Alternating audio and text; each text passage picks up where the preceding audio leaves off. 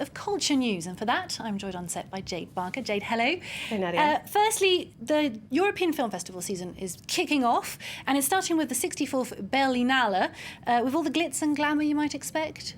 Absolutely. The full star-studded cast of Wes Anderson's new flick, The Grand Budapest Hotel, were on the red carpet on the opening night. That's because, of course, that film kicked off the festival.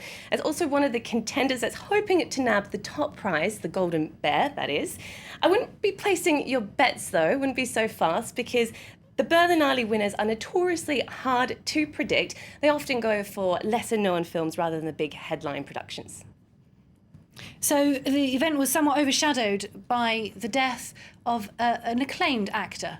That's right, of course. The news on Sunday that the movie world found out about, that was actor Philip Seymour Hoffman, who was found passed away in his New York hotel of a suspected drug overdose. That's clearly been weighing on everyone in the movie industry's minds. His funeral actually is taking place today. It's going to be a fairly small affair, around 400 people are going to be attending that. The Berlinale also has its own tribute planned, as Rochelle Ferguson reports. An opening night that couldn't have wanted for more glitz and glamour. As the 64th Berlinale Film Festival opened on Thursday evening, the stars were in abundance, keen to enjoy the cinematic diversity on offer.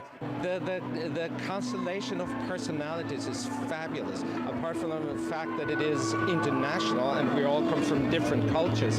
We all have, for that very reason, different angles, different perspectives.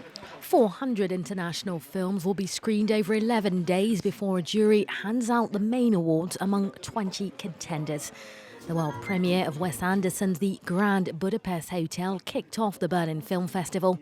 The star-studded cast, including Ralph Fiennes, will battle against Hollywood heavyweights like George Clooney and Matt Damon in the race for the Golden Bear top prize. Berlinale 2014 may promise a host of great screenings, but one recent event overshadowed its opening.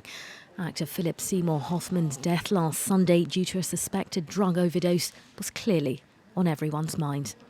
That news was pretty tough on all of us in the business. And Philip Seymour Hoffman will be here. There's going to be a screening, and I know a lot of his friends are going to be joining together to remember him. Capote, the 2005 film which won Hoffman critical acclaim, not to mention several awards, will be screened next Tuesday as a tribute to the late actor. Well, staying on the topic of films, wacky Serbian director Eme Kusturica is making a return to the silver screen after a 5-year hiatus. That's right, he's currently filming his latest production called On the Milky Road in Bosnia and Herzegovina. It stars Italian actress Monica Bellucci, and Kusturica himself takes one of the leading roles. He told us that it's going to be a 3-part narrative, partly based on a true story, which revolves around the themes of war, love and isolation, things he quite often likes to explore in his films. And as a director, has an impressive string of internationally acclaimed films to his name, but there's even more to him than his movies, isn't there? Absolutely. He's quite the jack of all trades, Kusturica. He's an accomplished bass guitarist. He's been playing in his band No Smoking Orchestra since the 80s, going on tours and releasing dozens of albums with them. And he's also a town planner, which is a bit of a stranger professional choice, potentially. But he actually built the village that he lives in Serbia, for his film Life is a Miracle. And now he explained to France 24 that there's some of the reasons why it's taken him 5 years to return to making feature films.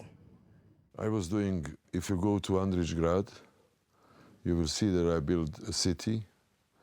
I have finished, I was playing about 150 concerts, might be 200 in 3 years. Now I'm back, and I was looking for something dramatic regarding the subject matter, which I found in the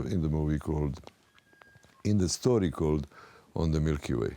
And today also marks the anniversary of perhaps the best-known character in film. Yep, 100 years ago today, Charlie Chaplin's Little Tramp character, which was called Charlot, appeared for the first time on the big screen. Now, he debuted the character in a short film called Kid Auto Races at Venice. Actually, it was rather an inauspicious film, like the throwaway film that not many people really watched at the time, but it introduced the character, of course, which would go on to become one of the most famous movie icons in the world.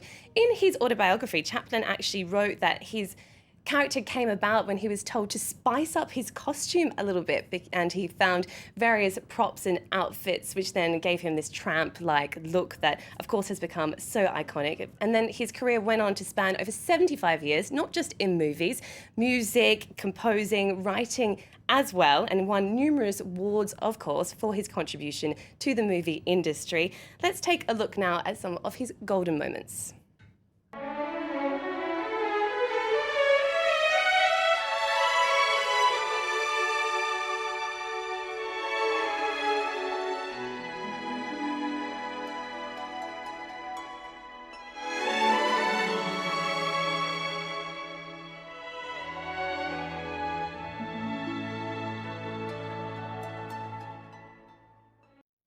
Jade Barker, thank you very much for that arts roundup. Now it's time for our daily sports roundup, starting, of course, in Sochi.